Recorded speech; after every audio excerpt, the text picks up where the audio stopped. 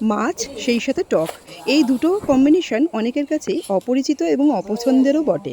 কিন্তু আমার ব্যক্তিগতভাবে মাছের টক জিনিসটা কিন্তু খারাপ লাগে না।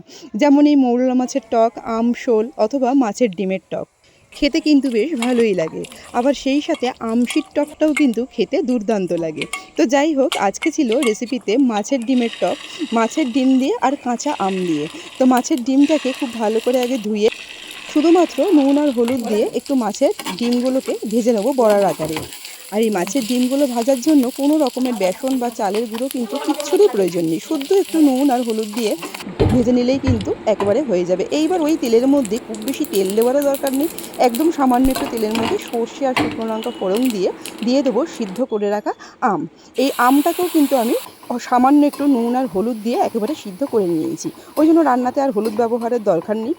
পরে একটু নুনটা চেখে নিয়ে অল্প একটু সামান্য নুন দিয়ে আর তার মধ্যে কয়েকটা চেরা কাঁচা লঙ্কা দিয়ে ফুটে আসার পর মাছের ডিমগুলো দিয়ে একটু ফুটিয়ে নিয়ে নামানোর আগে অল্প একটু মিষ্টি ব্যবহার করতে হবে, যেহেতু টক আর যেহেতু আমটা একটু শেষের দিকের, আমটা এমনিতেই টক ভাবটা একটু কম ছিল, তাই মিষ্টিটা একটু অল্পই ব্যবহার করেছি।